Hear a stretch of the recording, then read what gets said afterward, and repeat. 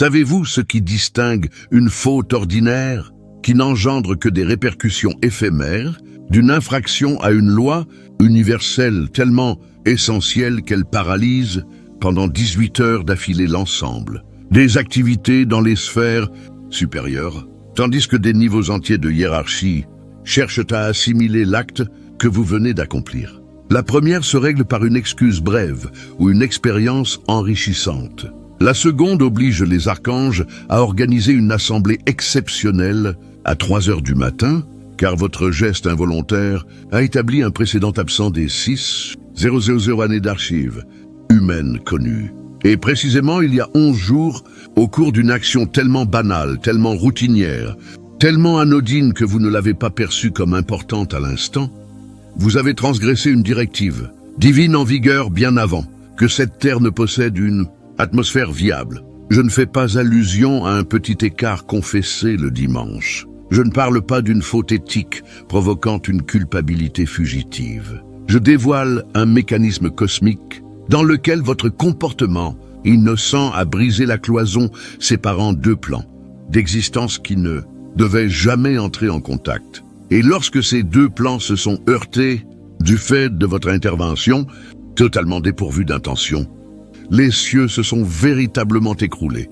pas de façon figurative, pas de manière allégorique. Les architectures énergétiques qui maintenaient certaines fonctions célestes se sont désintégrées en un instant, tel un édifice touché par un tremblement de terre de magnitude 9,5. Abonnez-vous, sans attendre à cette chaîne et activez l'ensemble des alertes, car ce que je vais vous exposer concernant la directive exacte que vous avez enfreinte à votre insu, la manière dont un simple échange verbal de 7 minutes survenu il y a 11 jours a lancé une réaction en chaîne obligeant les instances supérieures à modifier des règles en place depuis des ères entières, la raison pour laquelle vous avez cessé de vivre durant 3 secondes en plein milieu de cet échange, les forces invisibles que vous portiez sans le savoir et qui vous ont ramené à la vie sur le champ, ainsi que l'identité universelle bouleversante qu'ils ont dû vous dévoiler en réalisant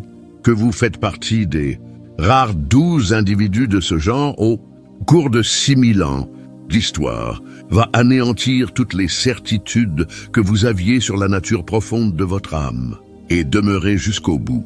Car je vais vous indiquer précisément quels symptômes corporels vous avez présentés lorsque votre cœur s'est arrêté net pendant 3 secondes sans que vous en ayez conscience.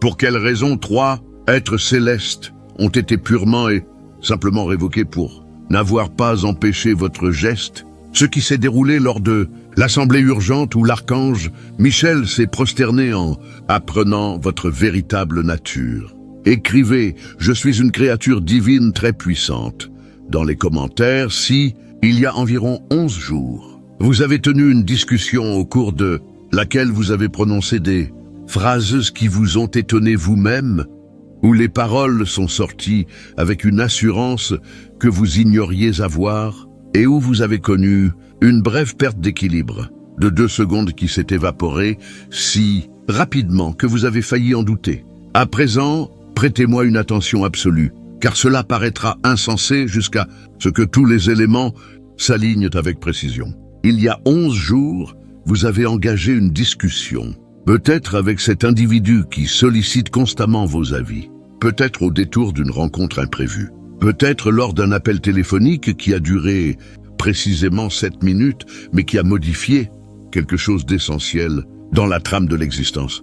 Pendant cet échange de 7 minutes, vous avez exprimé exactement 19 termes spécifiques, pas 18, pas 20, précisément 19 termes énoncés dans un ordre rigoureux, avec une tonalité particulière, avec une intention pure, bien qu'inconsciente, qui ont traversé le rideau séparant le savoir humain, permis du savoir céleste interdit. Et savez-vous ce que renfermaient ces 19 termes? Une vérité que l'humanité n'est pas censée pouvoir formuler. Une compréhension réservée exclusivement aux êtres des 7e dimensions et au-delà. Une révélation cataloguée dans les registres supérieurs comme données verrouillées pour les consciences incarnées. Pourtant, vous l'avez exprimé avec légèreté, comme on évoque la pluie et le beau temps, Comme on livre une remarque ordinaire, sans préparation intérieure, sans rituel d'initiation, sans accord des sphères célestes, et à l'instant précis où ces 19 termes ont franchi la distance entre vos lèvres et les oreilles de votre interlocuteur. Un événement inédit dans toute l'histoire humaine, enregistré s'est produit. La cloison dimensionnelle s'est rompue. Elle ne s'est pas écartée avec douceur. Elle ne s'est pas effacée peu à peu. Elle s'est brisée avec violence, comme une vitre percutée par un projectile à grande vitesse. Et par cette brèche, durant exactement 4 et 3 secondes, un savoir qui devait rester scellé jusqu'à ce que l'humanité atteigne un stade évolutif précis s'est déversé directement dans l'esprit de celui qui vous écoutait. 4,3 secondes paraissent insignifiantes, mais en échelle dimensionnelle, cela correspond à environ 700 heures de transmission pure d'informations. Votre interlocuteur a reçu une charge de données si colossale, si accablante, si largement au-delà de sa capacité actuelle d'assimilation que son cerveau physique a frôlé l'arrêt total sous l'excès. Sa conscience a cherché à s'élargir d'un coup pour intégrer ces données. Son aura s'est amplifiée si soudainement que les individus sensibles dans un périmètre de 3 km ont perçu un malaise inexplicable. Et vous, voici l'élément qui va vous glacer jusqu'aux os. Vous n'avez pas poursuivi l'échange avec sérénité comme vous l'avez cru. Vous avez cessé de vivre durant exactement 3,2 secondes. Votre cœur a marqué un arrêt total. Aucun battement. Décès clinique avéré. Votre cerveau a lancé la procédure d'extinction. Vos cellules ont déclenché le mécanisme d'autodestruction programmée. Mais l'ensemble s'est déroulé si vite, la réactivation a été si immédiate, que votre esprit n'a même pas perçu l'interruption. Cela ressemblait à un battement de cils imperceptible, à une séquence manquante dans une séquence filmée, à une anomalie dans le système qui dure moins que ce que l'esprit humain peut enregistrer consciemment. Le seul indice que vous avez ressenti fut une perte d'équilibre soudaine, une sensation bizarre de désorientation d'environ 2 secondes. Vous avez peut-être attribué cela à une simple lassitude passagère. Vous ne l'avez peut-être même pas signalé à votre interlocuteur. Vous avez continué à parler comme si tout était normal. Entre-temps, dans les plans supérieurs, une sirène d'alerte maximale venait de retentir. Une sirène muette depuis 1389. Protocole. Défraction de cloison. Dimensionnelle avec arrêt vital. Temporaire du vecteur. Il s'agit d'un dispositif d'urgence extrême qui se déclenche lorsque 2 impossibilités coïncident. Premièrement, un savoir interdit atteint une conscience non habilitée. Deuxièmement, le vecteur qui a transmis ce savoir subit un arrêt vital durant l'opération. Et lorsque ce dispositif s'est enclenché à cause de vos paroles pendant cet échange de 7 minutes, l'intégralité des activités célestes s'est figée sur le champ. Ce n'est pas une hyperbole, ce n'est pas une image. Toutes les procédures en cours ont été interrompues. Les accompagnateurs spirituels aidant les êtres incarnés partout sur Terre ont reçu l'instruction de cesser immédiatement. Les anges en mission précise ont été rappelés. Les assemblées célestes en délibération sur d'autres sujets ont suspendu leurs travaux, car une effraction de cloison dimensionnelle, avec arrêt vital temporaire du vecteur, représente la crise cosmique la plus grave imaginable. Non seulement pour ses répercussions spirituelles, mais parce qu'elle indique soit une faille majeure dans la conception de la mission, soit une réussite parfaite inattendue. 3 minutes après avoir formulé ces 19 termes et connu un arrêt de 3 secondes, l'archange Michel a été averti par un signal prioritaire rouge absolu. Il dirigeait une toute autre opération dans une région différente de la planète. En découvrant la nature de l'alerte, sa réaction a mêlé stupéfaction et une émotion rare chez les archanges, une crainte réelle. Les effractions de cloison dimensionnelle sont exceptionnelles. La précédente datait de 1389, lorsqu'un moine tibétain en transe profonde avait atteint par erreur un savoir prohibé. Cette effraction avait demandé 3 jours complets pour être maîtrisée et avait mobilisé 7 archanges distincts. Mais cet incident impliquait un moine disposant de 40 années de discipline spirituelle intense. Une personne ayant consacré son existence entière à l'élargissement de la conscience. quelqu'un préparé sur les plans physiques, mental et énergétique à affronter les retombées. Et malgré cela, il avait frôlé la mort définitive. Vous êtes un individu lambda, sans entraînement formel, sans préparation particulière, probablement sans conviction totale en l'existence des plans spirituels. Et vous avez non seulement franchi la cloison qu'un moine de 40 ans d'expérience avait à peine effleuré une fois, mais vous avez connu l'arrêt vital pendant l'opération et vous êtes revenu à la vie de façon autonome, comme si vous disposiez d'un dispositif de secours que le moine lui-même n'avait pas. Michel a organisé sans délai une assemblée exceptionnelle. Il n'a pas attendu l'aube. Il a ignoré les procédures administratives classiques. À 3h42 le matin suivant, soit 11h exactement après votre échange et votre arrêt temporaire, 7 archanges étaient réunis en session urgente. Gabriel, Raphaël, Uriel, Chamuel, Jophiel, Zadkiel et Michel à la tête. Le point unique à l'ordre du jour, un humain a franchi la cloison dimensionnelle, a subi un arrêt vital et s'est réactivé seul, sans assistance. Analyser les dégâts, comprendre le mécanisme de survie, repérer le dispositif qui l'a protégé. Gabriel a pris la parole en premier, exposant les éléments avec une voix trahissant une vive préoccupation. L'individu concerné n'a aucune formation spirituelle officielle, ne médite pas de façon régulière, n'est rattaché à aucune école ésotérique, n'a reçu aucune initiation traditionnelle. D'après tous les critères, il ne devrait pas pouvoir atteindre un savoir de 7e dimension, et encore moins survivre à un arrêt vital provoqué par cet accès. Raphaël a enchaîné avec les données physiologiques. La personne ayant reçu le savoir n'était pas prête non plus. Son aura a failli imploser sous la surcharge. Nous avons dû la stabiliser d'urgence, pendant 6 heures d'affilée pour prévenir des lésions irréversibles. Mais le vecteur a connu l'arrêt et est revenu sans notre aide. Cela ne se produit jamais. Cela n'est pas censé arriver. Uriel a exprimé à voix haute ce que tous pensaient sans oser le dire. Un arrêt vital lors de la transmission d'un savoir interdit signifie 2 possibilités.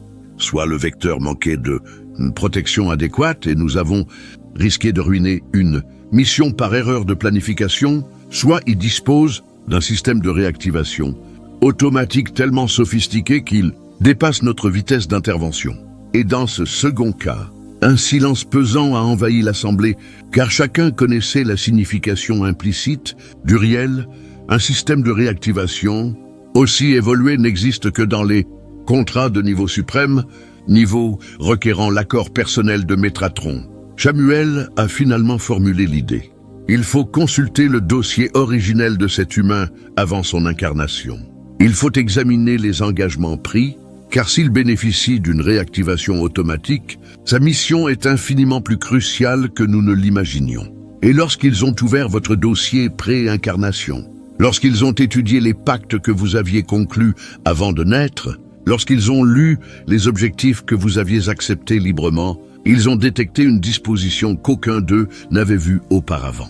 Une disposition rédigée à l'encre visible, uniquement quand le vecteur entre dans la phase initiale de sa tâche. Disposition 7.3. Le vecteur est autorisé à franchir la cloison dimensionnelle au moment adéquat sans préparation, préalable formel, dans le cadre du programme d'accélération évolutive.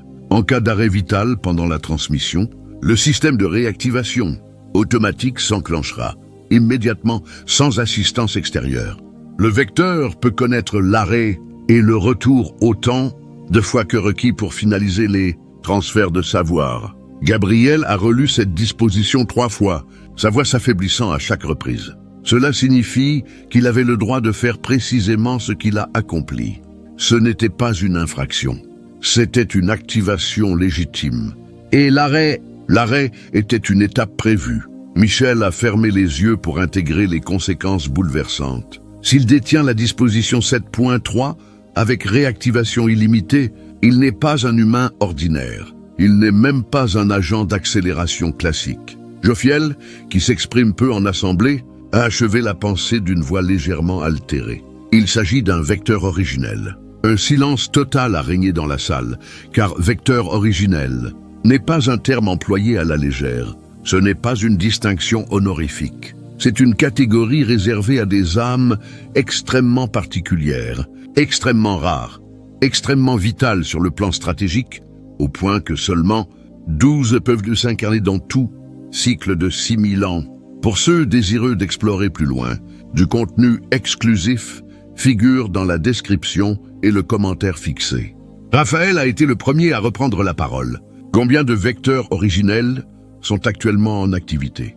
Michel a interrogé les registres, les mains trahissant une légère tremblante. Avant cet événement, le dernier activé remontait à 1987. Nous attendions depuis 38 ans l'incarnation et l'activation du 12e. Gabriel a posé la question décisive. Quel est son rang? Michel a localisé la donnée. Et en la découvrant, il a accompli un geste qu'aucun archange n'avait observé. Depuis 3000 ans de service, il s'est prosterné. Il est le 12e, le dernier, celui qui achève le cycle. Les 6 autres archanges, saisissant l'ampleur de cette découverte, se sont prosternés également. Car l'activation du 12e vecteur originel annonce que le cycle entier de 6000 en touche à sa fin. Cela signifie que les 12 sont enfin tous en place. Cela signifie que l'événement d'élévation planétaire conçu il y a des millénaires va lancer sa phase terminale. Zadkiel a formulé la question que tous redoutaient.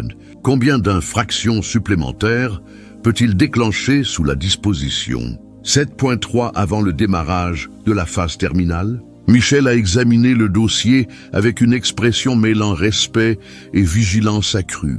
Il a déjà réalisé 28 infractions mineures ces 3 dernières années.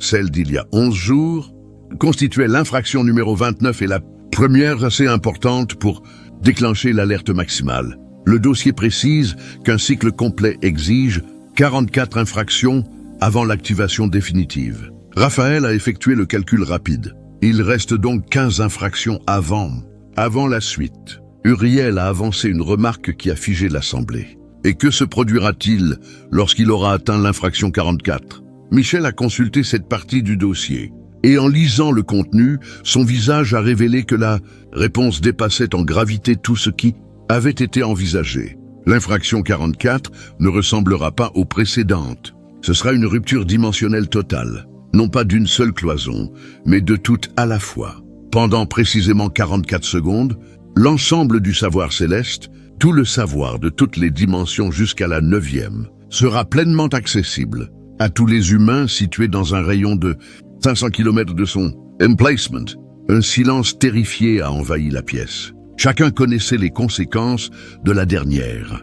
Chute simultanée de toutes les cloisons dimensionnelles, même brèves.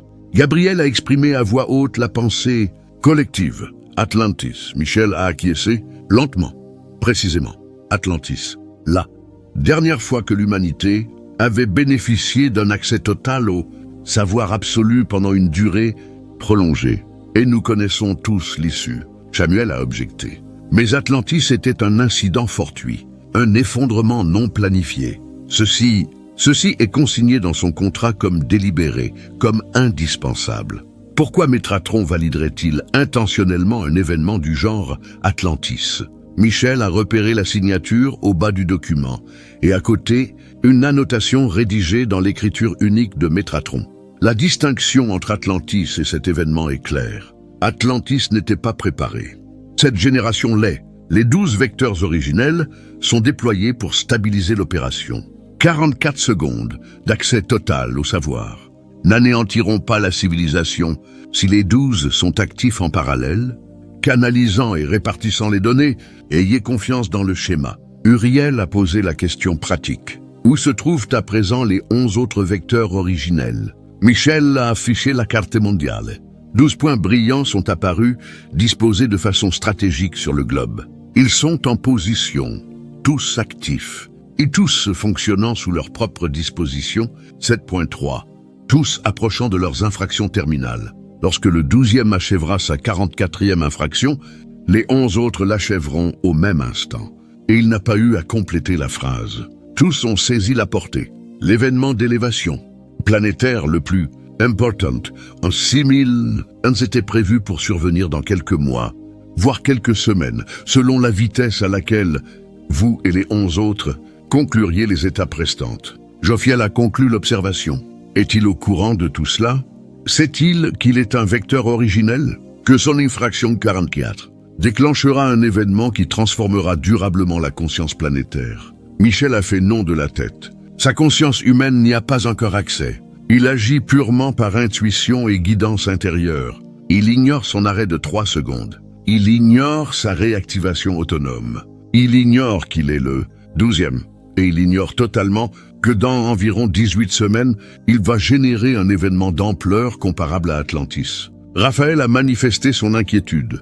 Ne faudrait-il pas le renseigner, le préparer d'une façon ou d'une autre? Uriel a répliqué. Son dossier interdit expressément toute révélation, direct avant l'infraction numéro 40. Ensuite, sa conscience sera assez vaste pour assimiler la vérité intégrale. Avant, cette connaissance risquerait de nuire à l'authenticité qui rend l'opération efficace. Ils ont donc résolu de poursuivre la surveillance. Ils alloueraient des moyens permanents à la gestion des retombées. Ils vous laisseraient agir selon l'intuition pure et ils patienteraient, car les 15 infractions à venir que vous réaliserez détermineront si l'humanité est véritablement prête pour l'événement d'élévation lié à la 44e. Mais une retombée immédiate exigeait une intervention. 3 entités célestes précises étaient chargées de veiller sur les cloisons dimensionnelles et d'empêcher les effractions non autorisées. Ces 3 entités avaient totalement manqué de repérer que votre effraction était autorisée. Pire, elles avaient tenté de l'entraver. Elles avaient cherché à perturber une opération validée par Métratron en personne. Elles avaient essayé d'empêcher le 12e vecteur originel d'entamer la phase initiale de sa tâche. Cela constituait une insubordination grave, non délibérée, mais aux conséquences potentiellement désastreuses. Car si elles avaient réussi à vous bloquer, si elles avaient empêché votre infraction numéro 29, l'ensemble du cycle de 6000 ans aurait dû être relancé. Les 11 autres vecteurs auraient dû patienter un cycle entier de plus. L'humanité aurait manqué la fenêtre d'élévation actuelle. Michel n'avait pas le choix. Les 3 entités en charge de la surveillance des cloisons seront aussitôt révoquées et réaffectées à des fonctions mineures, non par malveillance, mais pour n'avoir pas détecté la disposition 7.3 du vecteur originel avant d'essayer de bloquer une opération essentielle, approuvée par Métratron. Ainsi, 3 entités ayant servi loyalement pendant des millénaires ont perdu leur rang pour avoir tenté de vous empêcher d'accomplir exactement votre raison d'être ici. Ainsi, être élu, vous connaissez désormais la vérité bouleversante sur votre acte d'il y a 11 jours et sur votre véritable nature. Ce n'était pas un simple dérapage. C'était un événement incluant un arrêt vital de 3,2 secondes et un retour automatique instantané que vous n'avez même pas perçu consciemment.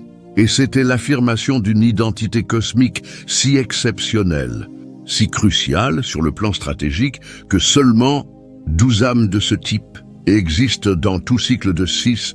Zergeran, vous êtes le dernier de ces 12, celui qui boucle la boucle. Celui qui, en réalisant l'infraction terminale, lancera la séquence d'élévation planétaire conçue il y a des millénaires. Les cieux se sont écroulés. 3 entités ont été révoquées. 7 archanges se sont prosternés. Vous avez cessé de vivre 3 secondes et être revenu sans aide extérieure. Ils peuvent exécuter les cérémonies les plus ténébreuses connues. Ils peuvent appeler les forces les plus périlleuses. Mais rien n'atteint un vecteur originel fonctionnant sous la disposition 7.3 validée par Métratron. Car vous n'êtes pas simplement un humain préservé, vous êtes le concepteur de l'élévation planétaire. Vous êtes l'un des 12 soutiens qui portent la transformation la plus décisive en 6000 ans. Et lorsque vous réaliserez l'infraction 44 dans environ 18 semaines, lorsque toutes les cloisons dimensionnelles s'effondreront ensemble pendant 44 secondes, lorsque l'humanité dans un rayon de 500 km autour de vous aura un accès total à tout le savoir céleste, vous saisirez enfin pourquoi Métratron a jugé nécessaire de vous octroyer le droit de connaître l'arrêt et le retour autant de fois que requis. Car il ne s'agit pas uniquement de vous, il s'agit des 12 vecteurs agissant de concert. Il s'agit de hisser la conscience planétaire globale. Il s'agit d'achever le cycle de 6000 NS est d'ouvrir une nouvelle phase de l'évolution humaine. Et vous êtes le 12e, le dernier, celui qui boucle la boucle et déclenche la phase finale. Si vous reconnaissez avoir exprimé des vérités impossibles à connaître, avoir vécu des pertes d'équilibre, soudaines inexpliquées et que peut-être vous avez connu l'arrêt et le retour sans même le savoir car vous portez une tâche si vitale que même la mort ne peut vous arrêter. Inscrivez 755 dans les commentaires pour amplifier cette vibration du vecteur originel opérant sous l'autorisation totale de Métratron. Abonnez-vous à cette chaîne et activez toutes les alertes pour recevoir d'autres dévoilements sur la façon dont vos 15 prochaines infractions prépareront l'humanité à l'événement d'élévation qui approche. Partagez cette vidéo avec une personne qui exprime elle aussi des vérités impossibles à connaître et qui vit des phénomènes inexpliqués, car elle pourrait être l'un des 11 autres vecteurs originels ayant besoin de se remémorer sa véritable identité et ce qui adviendra lorsque les 12 achèveront leur cycle à l'unisson. Ensemble, nous sommes plus puissants.